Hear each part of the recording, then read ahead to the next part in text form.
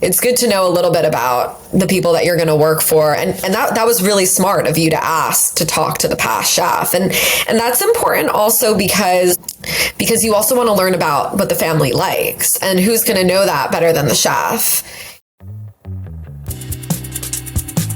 Welcome to the Private Chef Podcast, serving the 1%. I'm your host, Hannes Henche, and on our show we speak to the best chefs, how they honed in on their skills to excel in the industry, and what it takes to work as a private chef for some of the most exclusive clients in the world.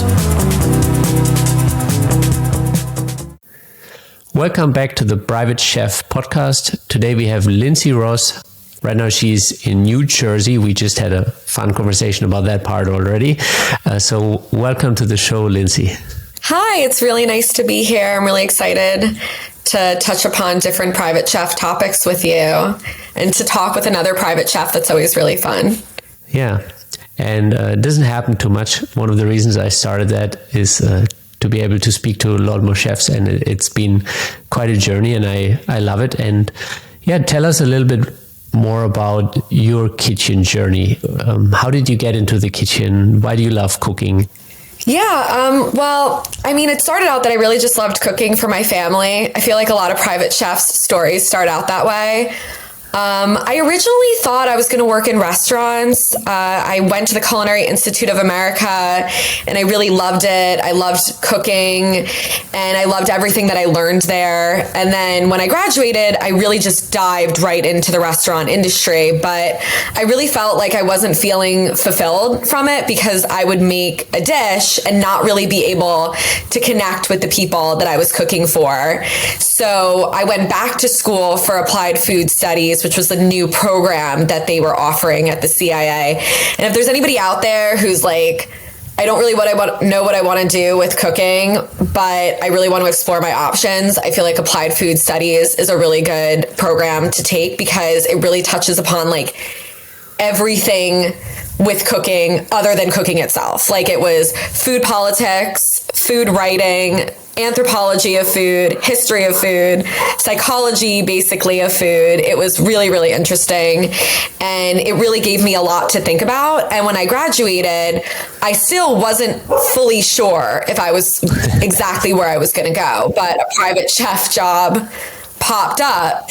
And when I started it, I was like, this is exactly what I've been looking for because, you know, I have the ability to be creative and make my own menu and then be able to connect with the people that I'm cooking for, like make things specifically for them instead of setting a menu that, you know, I'm like, this is what it is, take it or leave it. Either you like what I'm going to make or you don't. Like it's the reverse. Like they're telling me what they want. And I really love that. And I get to also have my creative input as well. So that's what I love about private chefing. So what was food psychology all about?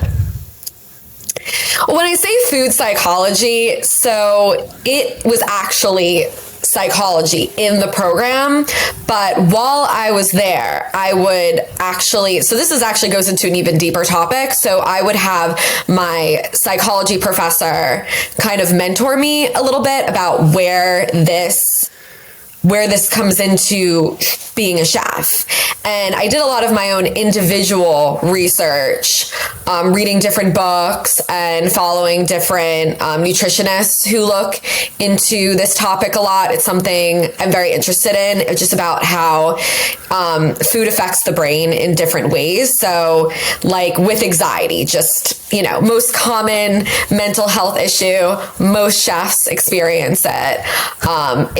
There's certain foods that can help alleviate the symptoms, prevent the symptoms, and also some foods that can help exacerbate the symptoms. So, you know, I mean, a lot of it's the typical things like junk food, people say makes it worse, healthy food makes it better, but it's definitely a lot more complex than that. You know, certain times it's not even just about your stomach and the way that you're digesting the food. It's also about like your memories with the food. And I could go on about this for a while, but like actually, comfort food, right? If there's something that like your mother... Let's explore, yeah.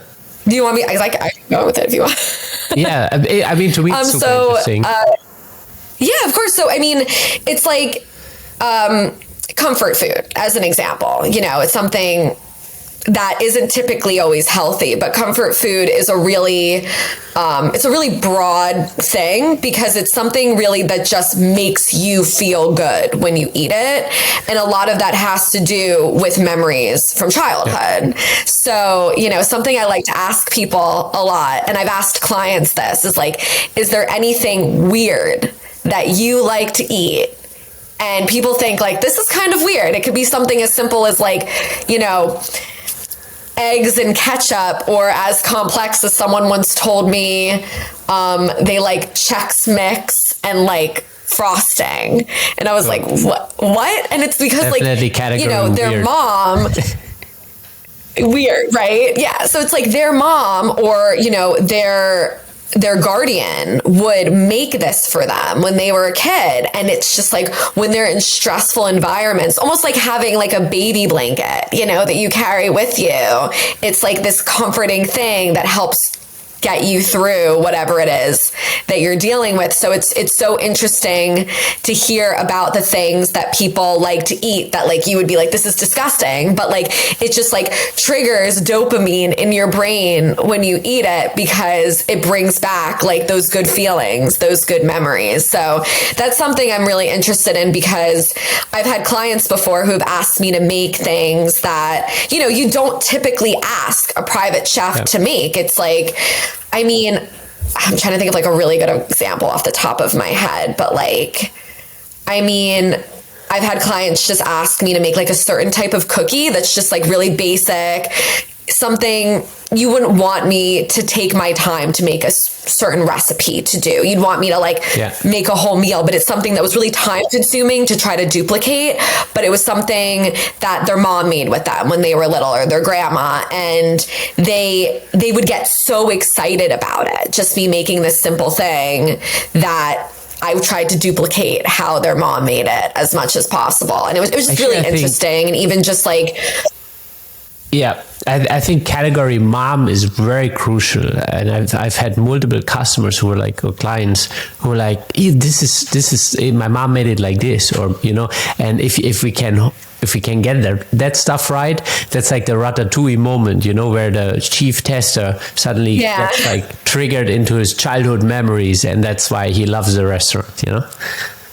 Exactly. Ratatouille is a great example of that. And it's just that, like, I've had clients who've had, you know, long days at work, and they were in a, you know, just like not in the best mood. And the second they would eat something that I would make that they'd have a good memory of, it would just be a complete 180. They'd be in a great mood, feeling good. And that's one of the things I love about food. Like, I love how it can affect people like that, like not in just so many different ways. I think there's two ways to that. So everything that you just mentioned is definitely something I've experienced, and also with clients. But I also have a friend that went through one particular traumatic event in her life, and everything she ate on that day, basically, without her knowing it, afterwards became almost like an allergic reaction in her system. And it was purely based on the memory of that day, and was purely psychological. It had nothing to do with the actual food as such. There was no real allergic, but she had like the most intense physical reaction to it afterwards, because all of the food that she ate that particular day around that experience were linked to the experience. Until she went to a specialist, that eventually with a lot of work, they kind of reversed what happened, and now she's fully capable of eating all of those items again. But to me, that was mind-blowing that the mind connected everything she ate that day with that experience. And so basically, anytime she would eat something like that, she would have a very strong physical reaction. That's really interesting. That's really, really interesting. Yeah, I mean, I've never heard of exactly like an allergic reaction, but I've heard of like emotional reactions that are triggered from food. So I find that really interesting that she has like an actual physical response from that. That's really, really interesting, actually. But I can see where that can happen, because even just the stress response could be causing certain physical symptoms like hiving and things like that that could come across as allergic reactions. So that's really, really interesting, because it goes both ways. It's not just positive. There's also foods that trigger negative emotions in people. Like a lot of the things that that private chefs are told not to make because someone doesn't like it. A lot of the time there's a negative experience that is attached to it, whether it's something as simple as this one time I went out to eat and I had goat cheese and it was just, the dish was just so disgusting. I just never wanted to eat it again, to like, you know, when I was younger, my mom used to make this goat cheese dish whenever she was yelling at my dad, and like whenever you know what I'm saying? Like I feel like that's how people relate it in their head. It's like it's more than taste. It's just so mental. It's really interesting. Yeah. And I think especially what you said about eating a certain item and having one bad experience around, for example, goat cheese, can totally put it off for like a long time till you actually maybe eat it in the right setting with the right ingredients. And yeah, exactly. I mean, a lot of the times when people don't like a food, it's because of one bad experience, and then they just refuse to have it after that, whether it's the dish itself or what was happening around it. And I really like exploring those topics. Like I really like learning about that with different people. I would say what makes me a little different than some other private chefs is that, and I'm not saying private chefs are not like this, but like I really love when I'm working in a household where the family does like to talk and does like to connect. I've had different experiences where, you know, I've had clients where, you know, you have to be wallpaper, as all private chefs, you know, have been there, where they don't want you to exist. They just want the food that you produce, and that's perfectly fine. Those jobs have never really been for me. I really like being able to communicate with my clients. I mean, it's not every day. I'm not like walking in the kitchen, sitting down and eating with them, having a conversation. But, you know, they always know that if they walk through while I'm cooking and they had a bad day and they need someone to talk it out with, like I'm here to talk to you as well. And I've had clients definitely use that. You know, I've had clients who've like come downstairs or walked into the kitchen and were like, oh man, Lindsay, like this happened today. I really need to talk this out. And I'm like, I'm here for you. You know, if you want to talk about it, let's talk about it. I've had, you know, people tell me I'm more of like a mom chef, I guess, than just chef. You know, I really like that emotional connection as well. And, you know, just letting them know, because, you know, when you start out, when you're younger, getting back to the whole psychology, it's like, who cooks for you, right? It's typically somebody who really cares about you and your well-being. And I want that same experience for them. Like I would never work for someone that I didn't genuinely respect and care about them, because I want them to know that their food has a lot of thoughtfulness and love in it, just like when their, you know, parent or guardian made it for them when they were younger. Did you ever have maybe a situation where that didn't work out too well in the long term, where you maybe there was too much communication, where you felt like, okay, now this is going a little bit too far, where or maybe they became too friendly with you? That's a really good question. I have to think about that. I mean, yeah, I guess like there has been situations where they would want to talk so much that, you know, they wouldn't really realize that it's interfering with the time that I need to cook for them. And, you know, there really is no comfortable way to be like, hey, Like, you got to go. Like, I need to cook now. Like, I do need to focus. And that hasn't happened to me too much, but it definitely has happened. Like, there has been instances where someone's had a really long day and they want to talk. And I'm like, wow, like, you're having a 20-person party later. Like, I need a minute. I need a minute to cook. But overall, it's been pretty good. But I will say, being fully honest about this, I've had clients who did want me to be completely wallpaper and weren't, I didn't feel like that was the job for me. Like, I had one client like that years ago where, I have a lot of love and respect for them, but, I just felt like they really treated me like a servant, and I really didn't like that. And I know some private chefs do put up with that, but that's not really for me. Like, we are in a very respectable position and we work really hard to get where we are, and we deserve that respect. And we're, very talented individuals. And like, sometimes people don't realize, the work and the time that goes into getting the, education and experience in becoming a private chef. So there's always like the positives and the negatives with that stuff. But I really only had one client that was like that. And like I said, they were really nice, respectable people. They just were not looking for the same thing that I was looking for in, the private chef position. Yeah, there's actually, I think there's a couple of those families, just like we spoke before off the record, the family that I worked with in Palm Beach, that was very much like that. I was remote in my chef's kitchen, no daylight, and they had their own thing going, and they like made a point in being very separated and private. And I guess that's fine to some degree. It always depends. So I guess as long as they are friendly overall. I did have a couple of interactions where people wouldn't even, introduce themselves or speak to you in like and that for me is one big no-go. That's like, okay, sorry. Like I don't need to do that. Exactly. It's, a lot of the times people, they know when you're getting a private chef, like you are really getting like a restaurant chef in your home. This is an exciting opportunity.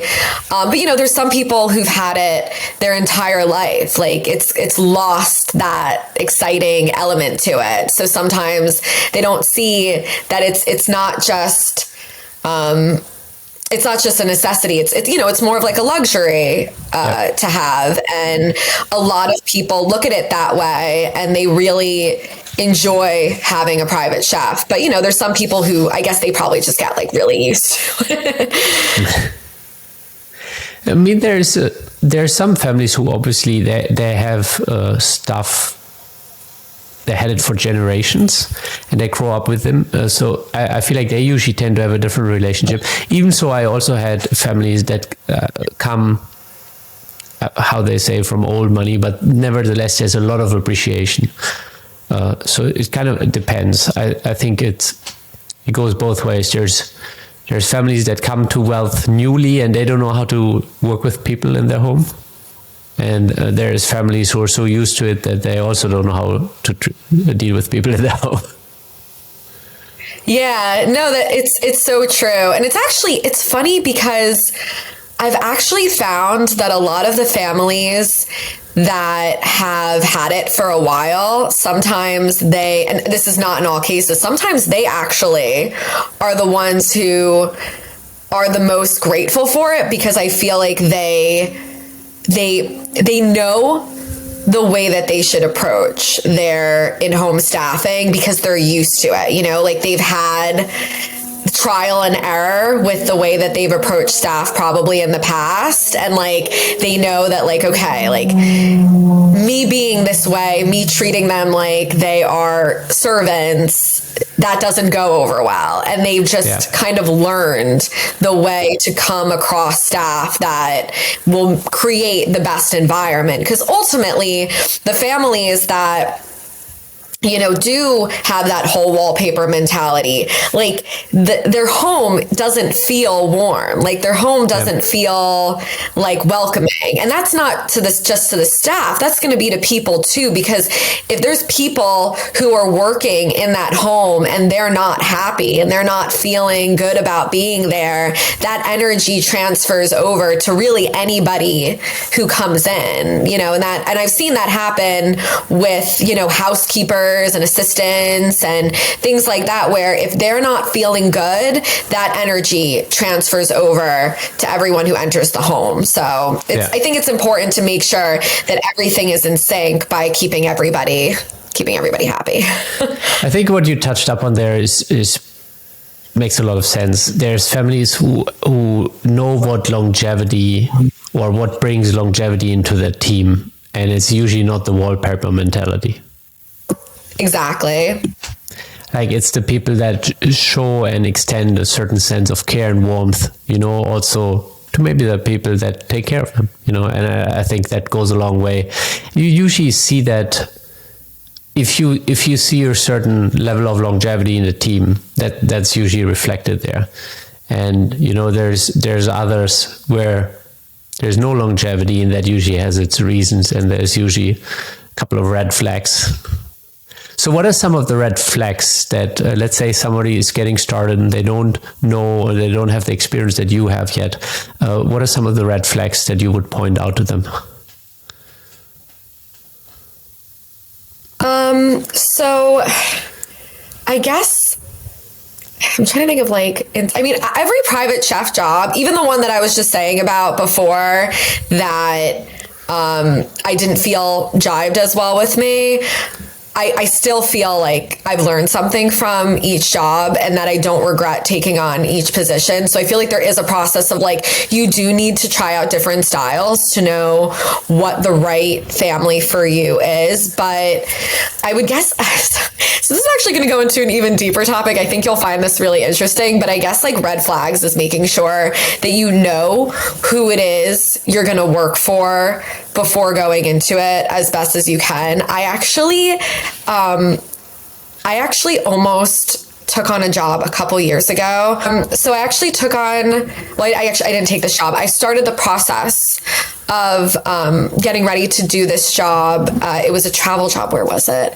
I think it was around, Sedona. And it was, the recruiting agency, they made the family seem really lovely and really sweet. And then I found out the name on an NDA, and I didn't sign the NDA because it turned out when I looked up the name of the family that it was actually a well-known influential person who recently was having charges against them for assaulting their in-home staffing. And I was like, oh my gosh, I was about to fly out to do a job for this person. And that's why they wanted me to sign an NDA so soon, because they were clearly this is not the ideal person to work for. And, there was just news article after news article about assaulting their chef, their nanny. I was like, oh my goodness, just be careful out there too. I've never had an experience like that, but it's good to definitely be sure you know who you're working for, because it might not even be an influential person. It might not even be a wealthy person. Private chef jobs always start out the same way, where they're very mysterious because they want to make sure things stay confidential, and it's just important to just do your own research on where you're going, because it's normal for them to be a little bit, mysterious until you get there. So you want to make sure you have all the information that you need. So when you get there, you feel confident that you're going into a safe environment. Yeah. I'm surprised, or maybe I'm not actually, that the agents, knowing everything that is going on in such a household, still try to place people there. Right? I was completely shocked. It was probably the last time I was absolutely shocked. Agency. Yeah, right. It was. I wonder if they had all the information though, because they actually connected me directly with the assistant. So I think they didn't even fully know what was going on, but it was really interesting for sure. Or they did, and they were just like, whatever, we just. Yeah.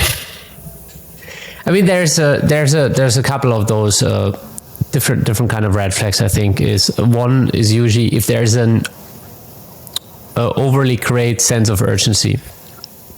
Start tomorrow, ASAP. I'm like, okay, what happened here that it needs to be tomorrow? Yeah, that's a really good point. Yeah, when they want you to start right away, a lot of the times that means the chef just, was like, I'm out. Like, I can't deal with this anymore. And they're like, we need a chef right now. So that's a really good point. Yeah. Yeah, I think it helps to, One time I asked if I can speak to the previous chef. They were like, no, it's not needed, kind of thing. And in hindsight, I knew why it wasn't, why it wasn't welcome. But I think it's always good to have some reference from the chef's perspective.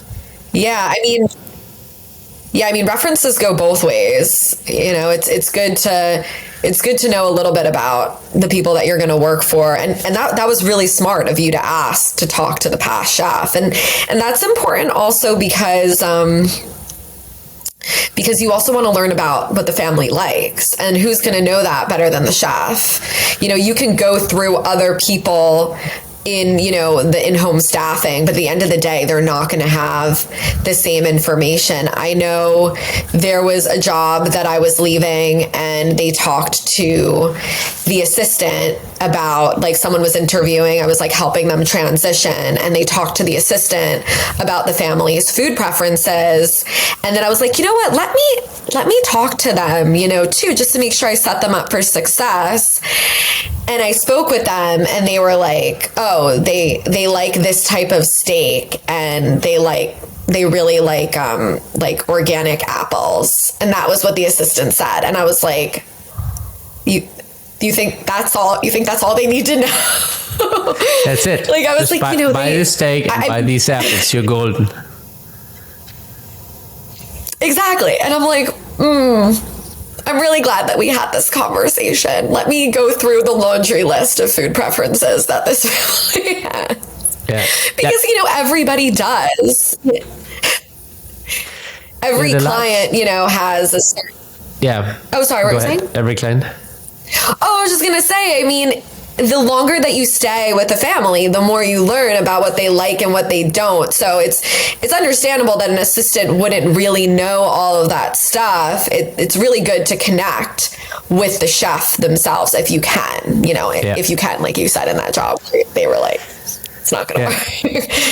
The last position that I transitioned out to actually take the time off to be here with my family right now is I wrote a lot of it down I actually made an entire Google Drive folder with like preferences, and I took a picture of all of their favorite foods and put it in there. And then I took all of the main recipes that I would keep cooking on a regular basis, also all of the mom recipes that I got handed down to me. I put all of that. And it was very interesting when I was working with one of the potential new chefs, and I tried to give him the information as he was cooking for them. It was one of the trials. And he would be like, no, it's okay. Just let me do my thing. And I'm like, well, I'm literally telling you they won't like it. Yes, I've had that exact same thing happen to me. I have made lists, and they're like, no, this is the way that I cook. Like, either they like it or they don't. And I'm like, clearly you have not private chefed before. That's not how it works. You think you're still in a restaurant because you can make the most amazing dish that, most people would absolutely love. But if this family doesn't like certain ingredients in it, they're going to just push it away, So it's really good that you did that you made that list. I've been doing that as well. But it was also very funny. Like, I told him, like, go very, very light on the oil, and he would like literally take the oil and pour it on top of, for example, he made like literally put an extra spoon of olive oil on top of the gazpacho that already had oil in it, and he would like take the oil and pour it on top of the other food items that he would say. I'm like, I told you that they don't want it. Sorry, man. I'm really trying to help you. Yeah, it's like they almost think you're trying to sabotage them, and you're like, well, what if I'm leaving, or if you're just being hired as like an additional chef? What do I have to benefit from you not being successful? If anything, your success, is an extension of me, because they know that I'm showing you around. So if you do really well, that looks good on me as well. So it's funny when people are like that. Like, I don't know if you've had this happen, but I feel like there's cooking methods that people are really like tried and true about. And when they go into private chef jobs, if it's like, they don't like to use this certain method that like they really like, they get like weird about it. So like, for me, I've had some families over the past few years who've like really liked sous vide. And, it is such a like polarizing thing with chefs. Like, some chefs love it. They're like, this is like an amazing, discovery in technology that we've made that can make food taste so much better. And then some chefs are like, I'm not cooking this in a plastic bag. Like, no, that's not going to happen. That's not how you cook. And I have to admit, I was years ago on the plastic bag board, but I was never stubborn about it. I was just like, that's not something I need to try. Like, I know how to cook a steak. But if anyone ever told me this is how they need their food, which hadn't come up for me before, like no one ever asked, like for me to sous vide it, I would have done it. And then when I finally started a job where they were like, we love sous vide steak, I was like, okay, well, I'm going to sous vide your steak. That's it. That's what you like. I'm cooking for you. That's what it comes down to. So, there was one chef I was talking to that I was training, transitioning into a position, and I said that, and he got so weird with me. He was like, I'm not going to sous vide. Like, I know how to cook a steak. He's like, I'm not cooking it in a plastic bag. And I'm like, okay, well, when they tell you they don't like it, don't get upset at me, because I warned you. So it's just really interesting to see how different chefs approach that stuff. Yeah, I think that's one of the key differences. Like, if you're a chef and maybe you even have your own restaurant, that can be an expression of yourself and what you want to kind of create on the plate. But if you work in a private household, that should be ideally the expression of what the client wants. Exactly. And I think that's I completely agree. For the most part, that's how it works in private households. I mean, there's some clients and families who are very happy to eventually let the chef's creativity run once they get used to kind of the preferences, and it's somewhat dialed in and you get to do kind of your thing. But I think overall that's how it works. And for the chefs that want to be in their own creative rights and get the accolades for that, I think that they need to be in the restaurant world. That's nothing that at least I agree. Or it's maybe on a party, on like a case-to-case, party-to-party, event-based, but that I don't think that has longevity as a full-time private chef.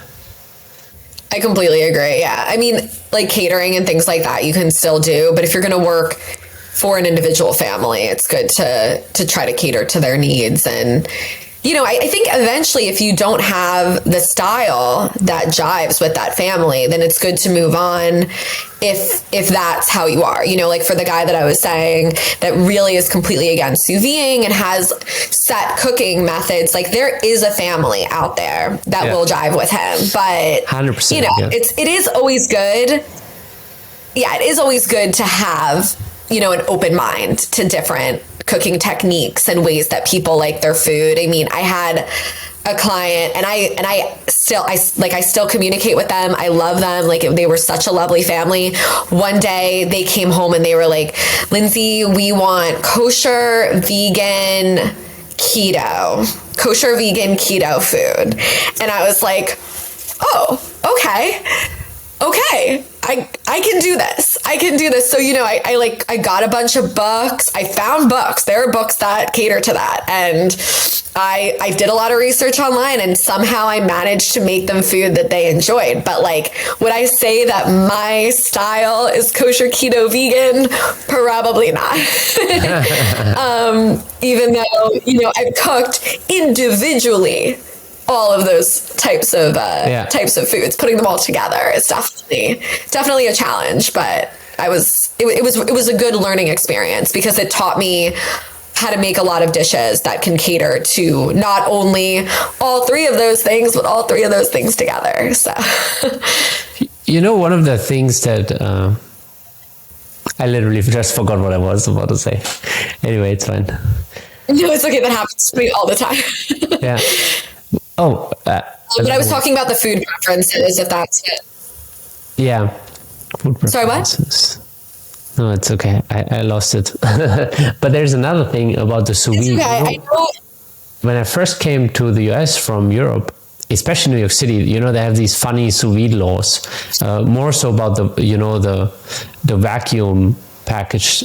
And in Europe, everybody just has a small vacuum machine, and you can seal everything. And then I came to the city, and we had to have a logbook on when we cooked it, and when we threw it in, and when we cooled it down, and how fast it cooled down. And I was like, what's going on here? Obviously you don't have to do that in a private household, but on a commercial but that's scale, I thought smart. that was insane.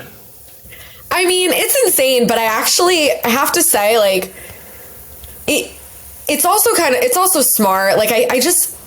Something that is a whole nother thing that we could dive into is just food safety, things that I see people do with food safety. I think that's one of the reasons I also like the private sector is I'm a little bit of a germaphobe, which might be an understatement.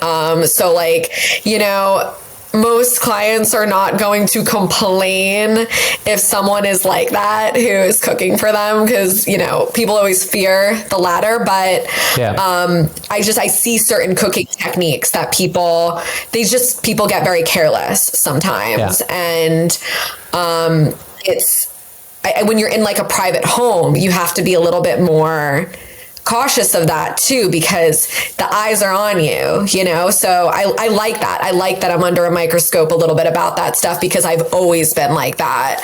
But I have seen, private chefs before who are just whatever, it's just you're cooking at home. You don't need to worry about the temperature of the fridge or how well you cooled this down. And I think all those things still need to be, we need to hone onto those food safety skills, because even though we're in an environment where it's a lot less likely that you're going to have a problem, if anything, because you're in an environment where everything is in your favor, to be able to keep track of food safety. If anything ever did go wrong on you, it's you, and that pressure is extremely stressful for some chefs. But if you keep up with all those food safety techniques that you use in a restaurant, then you really don't have too much to worry about. However, of course, things can always come up that are out of people's control. I feel like there's some practices in New York City that are required by the Department of Health, which is just straight up silly. It's just a little bit over the top. I'm all about hygiene, and I've never gotten any of my clients sick. And I know their time is a lot more valuable, which means their health reflecting in being energetic and healthy. I know they have to be on point, and my food should cater to that. I never want them to be out for any reason that's related to my food.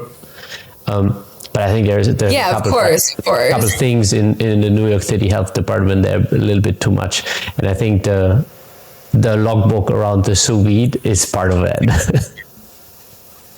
So when you say, okay, so I'm really curious about this. When you say there's a logbook, so it's you say when you put it in the sous vide, when you take it out, the temperature, and how long you've cooled it. You have to record the entire cooking process, so start to finish, time and temperature, the temperature that you're cooking in, as well as the finished temperature of the food item itself. And then you have to also log how fast you cooled it down to core temperature that's basically cool.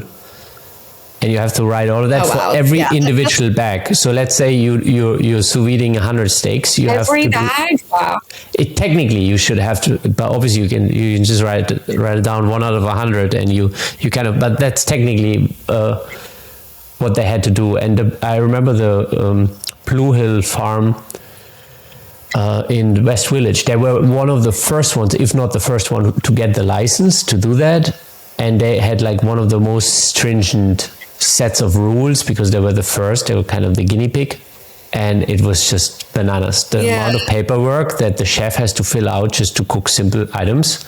And that's just from a European perspective. We also, I think, we never got anybody sick in the restaurants I worked at, as far as I know. And we didn't do the paperwork part. We just know that, you know, you have to cool stuff down immediately and you have to keep it cold. And then if you serve it, you know, you cook it once and you serve it, and you don't keep it in like room temperatures for a day or two and those kind of details. I think we all should dial in on what's important there.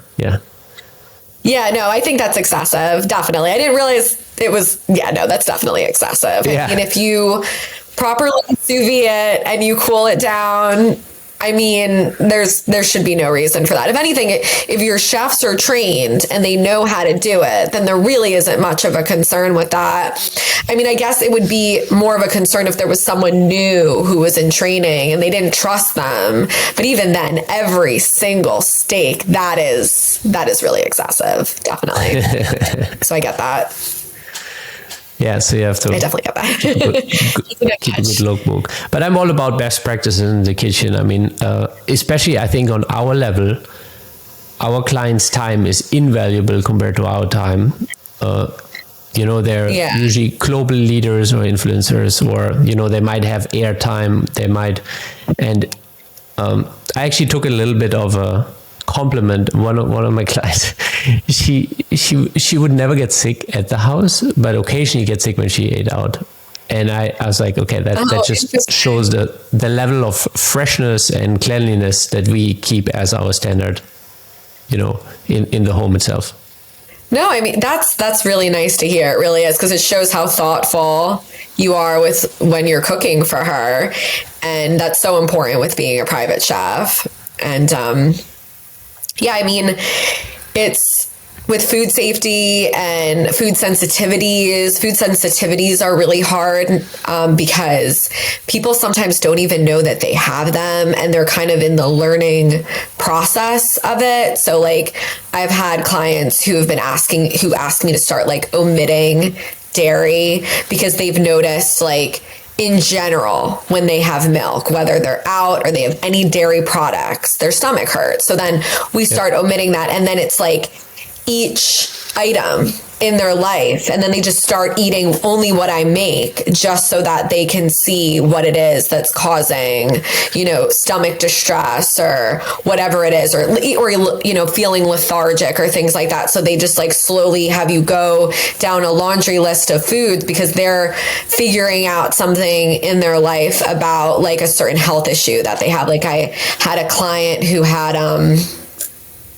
what was it?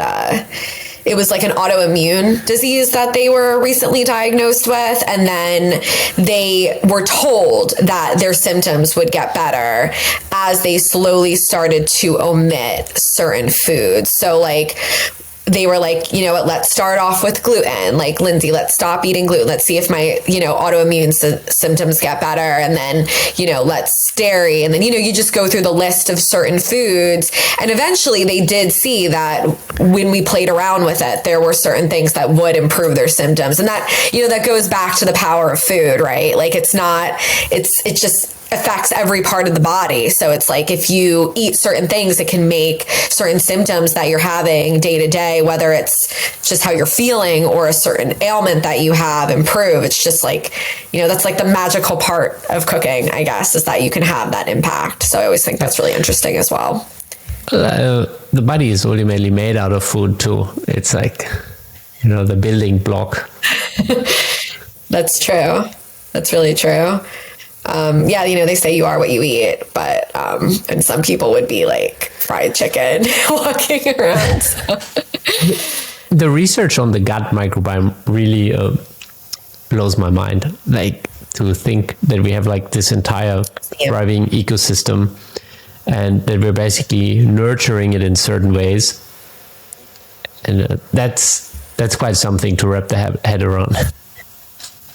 Oh, I find that so fascinating. I really do. And I feel like people's moods are just so impacted by what they eat. And it's really interesting where like certain gut healthy foods can really impact people's moods. And I've honestly seen it with myself. Like if I have certain foods and I'm feeling off, I'm feeling, really lethargic, and I eat like something that's like a little fermented, like, yogurt or kimchi. Miso is one of my favorite things to incorporate into dishes. That's supposed to be really good for like your mental health. I feel like it really doesn't seem like placebo. Like I really do feel better after a couple hours. Like some people will think that stuff is completely placebo and that, our stomach has nothing to do with our brain, and that if we eat something and we think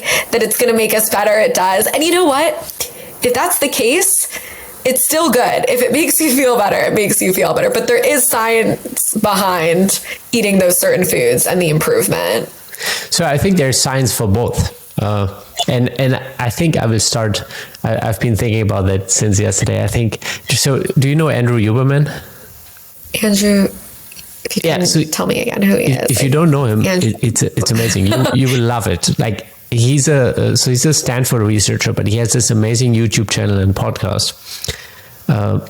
And he goes into all kinds of different things, but some of it is food related, dopamine related. And he explains, for example, why for the hardcore believers of, for example, a certain diet, let's call it veganism, why that works for them, but it won't work for somebody who's on the edge.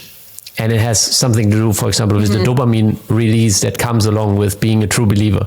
And then he also speaks to different things, like why, for example, you can have sugar in your food without knowing it, and you will keep hitting the sugary food without you knowing why. And that has something to do with the dopamine release related to the gut.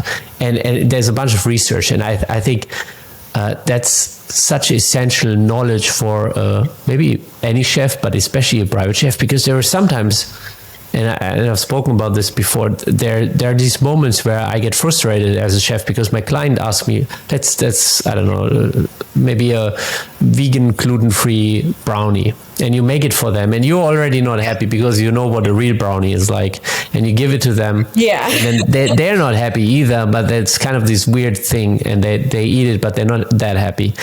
And the true believers, they will be happy because they know why they eat it, and they get the dopamine release on top of that. And let's say it's sugar free to give it the next level. But somebody who's on the edge will never. Really somebody who's on the edge will never enjoy it as much as the real thing. And there's multiple different levels of science to that. One is on a psychological and what that triggers, and the other one is based on the gut response to the food, especially sugar. And I find that so interesting. And once I got a little bit into that, it really helped me understand the psychology around serving my clients better, because I'm like, literally no matter what I will do to this, as long as I don't give you the real deal, you won't get the same release.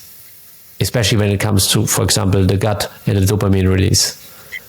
That's such a good point. That is so true. And I've had that as well, where it's like they are committed to being, vegan, or, even if it's completely sugar free. And even though this is not the best tasting version of this, either they're going to love it because they're committed to being like this and having these certain food preferences, or they're going to be like, I know there's a better version out there that's going to make me feel really good when I eat that really fudgy brownie, and they know what they're missing. So that's really true. And kind of jumping back to like the psychology side of that, something I learned when I went back to applied food studies that I still find really interesting is like, you know, do you like ice cream, right? I know most people love ice cream. Do you like ice cream?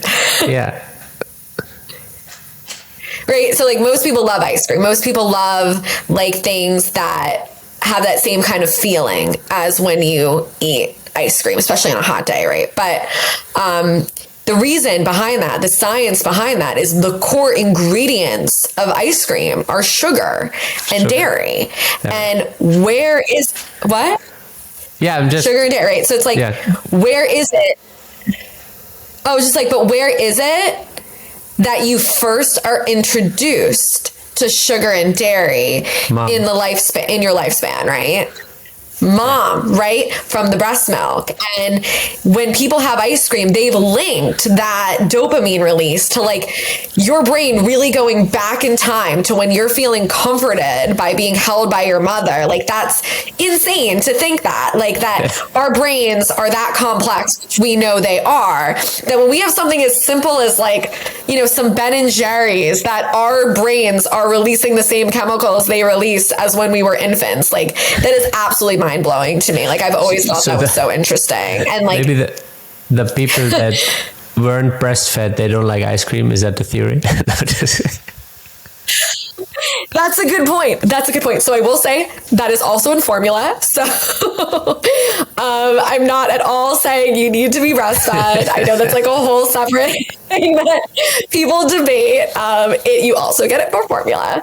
But you also are comforted by your caretaker or your mother holding you and feeding you the formula. So don't worry, it still goes back to what I said.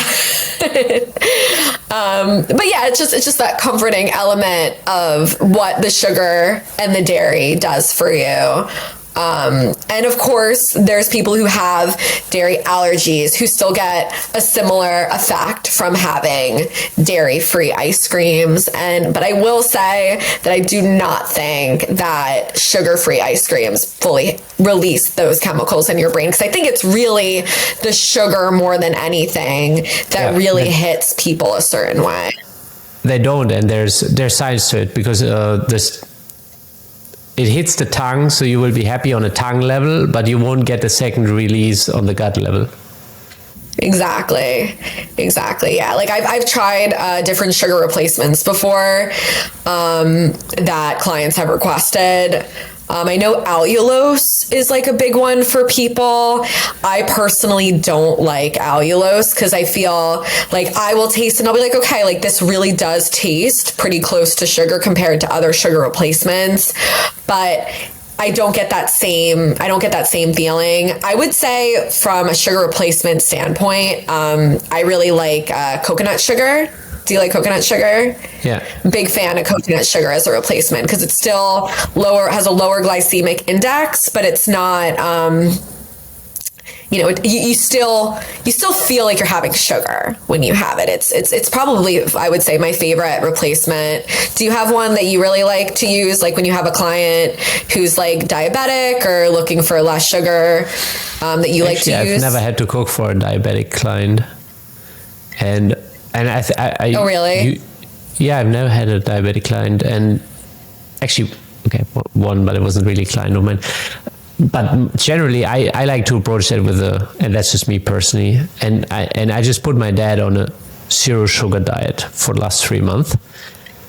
And what sugar diet? Zero sugar.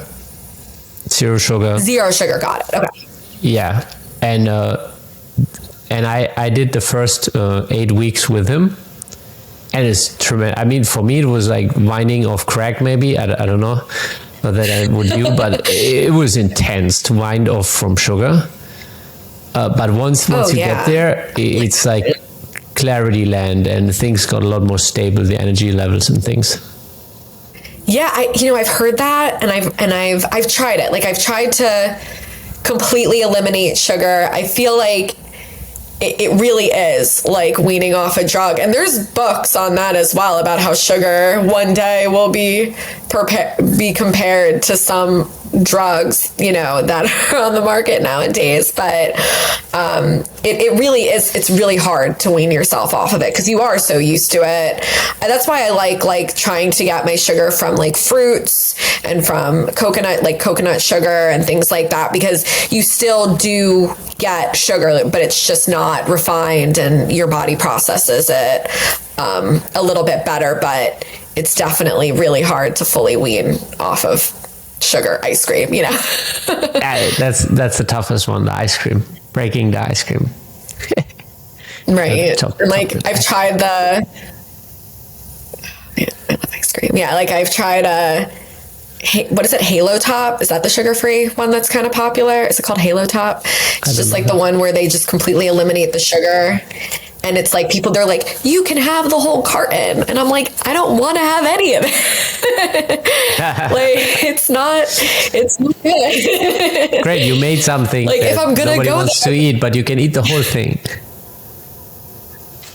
Exactly. I'm like, it's not for me. It's like, I'm going to have ice cream. Like I actually had a client who I was trying to make the desserts healthier for them. And they were like, no, Lindsay. They're like, if I'm going to have that brownie, like I want that to be a real brownie. Like I want that to be good. I don't want you to put any fake sugars or anything like that in it, make it low fat. No. I want that fatty, sugary brownie. And I'm like, okay, all right, well, I'm still going to use very high quality ingredients in it. You know that. But if you want it to be super unhealthy, again, it's to cater to your needs. So yeah.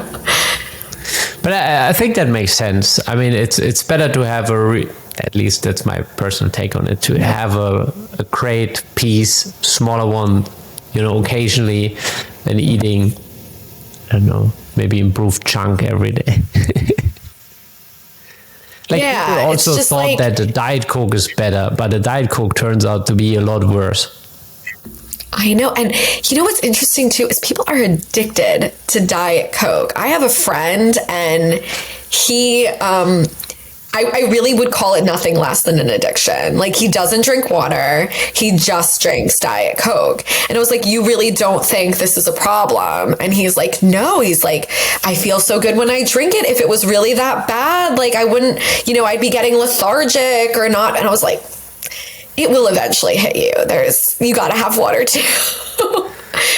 Yeah. I don't think that's something that goes down well long term. Yeah, I mean, I'm surprised that he's been able to get this far drinking so much Diet Coke because it's really not good for you. I actually remember this when I was 10. I had a friend who did like a science experiment where she took like her baby teeth. This is kind of gross, but it's not that gross. But it's like she put them in Diet Coke and she put it in regular Coke for our science fair, and then watched it over the course of weeks. And inevitably they dissolved completely from the acid, which is disgusting. And like it sure didn't you can take find a that YouTube long. video of that and send it to your friend. Yeah, right. I should look that up and send that to him. But yeah, like the regular Coke, it took like a week or two, but the Diet Coke, it happened like instantly because that stuff is just, I mean, it's there's really already videos like, online where they use Coke to shine the chrome on their cars. That gives you an idea about the acidity in it and what you can do with it. Oh, it's so bad. It really is. And then the funny thing is that like when I was little, I don't know about you, but like my mom used to give that to me when I was sick, and she'd be like, this will help settle your stomach. And I think that kind of goes back to the placebo thing. Till today, so I was sick. I was in India traveling, and occasionally you get a little bit of trouble with the food there. And I told them, give me a Coke. Right. And they were looking at me like I'm nuts. Like, why would you have a Coke when you already have an upset stomach? And you know what happened to me over there is I would drink the Coke and I would actually have to empty myself afterwards. So maybe that's the effect, but I don't know. It certainly didn't settle things.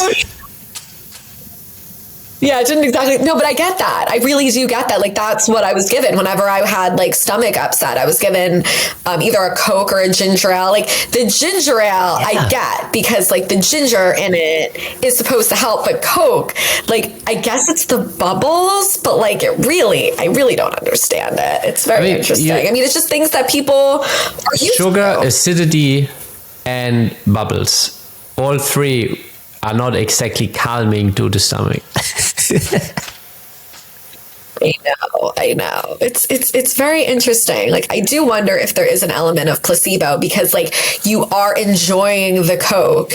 It is bubbly and you think like, oh, this is gonna settle my stomach, but I don't think like scientifically it's gonna settle anybody's stomach. Yeah, I don't think so. I think one of the things that I really enjoyed over the last couple of years is fasting. Because going back to taking all the food out for some time and then slowly reintroducing it, it's like such a black and white scale that you can like, this is what this does to my body. And that's usually something that we don't really get unless we make maybe a little project like you did with one of your clients, where you slowly like, okay, let's try this group of food or these particular items. I think most people are so used to just eat whatever, and they don't pay close attention. There's a huge difference in what makes one feel sluggish and what makes one feel really energetic, and I think it takes a certain level of attention, but fasting for me was a big one where I was like, wow, this is how it can feel like in terms of energy. And then if you stick to it, and then once you go back and you eat maybe something that makes you feel sluggish, I'm like, oh, wait, I don't want to feel like that. I want to stick with this. Yeah, exactly. No, it's really interesting how people will feel different from eliminating certain foods. And the best way to do that is to, do it gradually. And also fasting helps kind of just reset a little bit for people.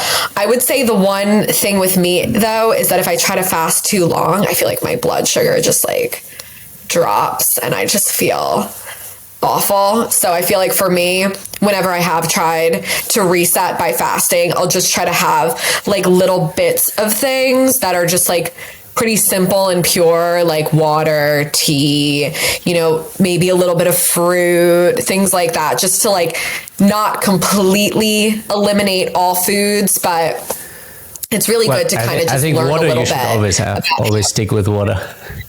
Water, yeah. Water always, yeah. There's no reason to try eliminating water. If you're allergic, that's a whole separate thing. Actually, there is a girl on Instagram that I follow that does have a water allergy, and I've found it absolutely fascinating, like following her journey. It's really interesting. Like she has what does that even mean? Like her immune system. Is it something in the water, or was it the actually HO2? No, it's water. It is, yeah, it is water. It is H2O. She will have an autoimmune response from drinking water. And they really thought she wasn't going to survive, but after a while, they were able to like test things out with her. And they saw that by having milk, like the fat molecules or something, I don't quote me on this, but like they coat the H2O molecules and somehow she's able to digest milk, but that's the only thing she can drink. So she's allergic to it on a gut level. I mean, the body is still made out of water, no? Yeah, so it's really like she has obviously the body is made of water, but she's able to I'm trying to think of how to explain it. Like she's able to absorb it past a certain point, I think, in digestion, but like when it's like immediately getting digested and in her stomach, her body will have like a severe autoimmune response to it. And and she will, it could potentially be as serious as dying. And it's very fascinating, like how she's had to learn ways of going through life and surviving. Like it was actually really interesting, like hearing about her relationships, because if she's like hugging someone and they're sweaty, she'll break out in rashes. So it's been like really hard for her to date. And like when she showers, she does it like once a month, and like she has to make sure she has like, I guess like an EpiPen or something on standby. Like it's insane. And then you see this girl and like she looks pretty put together, but you can tell she doesn't shower like all the time. Like you can see that like she's not lying. Like they've done like interviews and stuff with her. Like it's a completely legitimate ailment that she has. It's just extremely rare. But I find it fascinating. Like I find that absolutely fascinating that anyone could get through life, even as far as she has, I think she's like 20, being allergic to water. Like that's mind blowing. I mean, it sounds like you can't have a relationship at all. Right? I would think it's impossible, but I don't know somehow how you deal with that. That's beyond love. Yeah. Yeah, right. I would think it's impossible, but somehow she has managed to date. I guess she's like found certain like things that she can take that makes the response not as bad. She actually said in an interview that like there are certain people that their sweat doesn't like aggravate her as much. She almost said like she's kind of like allergic to certain people because of it. Like I guess it's like the way how much H2. It's so fascinating. So like I mean, I can't imagine with that. Mm-hmm. Yeah, I guess so. I'll send you her profile link. You'll definitely find it interesting. Oh well, Lindsay, this was quite entertaining. It was a lot of fun. Yeah, where can people connect with you? Now you got to solve the name problem for them, because your LinkedIn won't get them there. Oh, right. Okay, so I'm Lindsay Wenarsky on LinkedIn. Recently got married, transitioning to Lindsay Ross. We'll be starting to use that name more. And then I'm also on Instagram as Chef Lindsay HSKY. So if anyone wants to find me there. I post a lot of stuff about like what I'm cooking and things going on in my life if anyone wants to see what I'm up to. Nice. We'll make sure to add that to the show notes. Okay, thank you. Well, it was really great meeting you and talking with you and learning more about your journey as a private chef. It's really fun to talk to other private chefs because everyone's journey is so unique. Yeah, likewise. Absolutely. Thank you so much for your time. Thank you. Thank you for joining us at the Private Chef Podcast. If you know any highly skilled chefs that want to take their life to the next level, make sure to share this podcast with them. And if you enjoyed this episode, click subscribe and check out our upcoming episodes. Thank you for listening.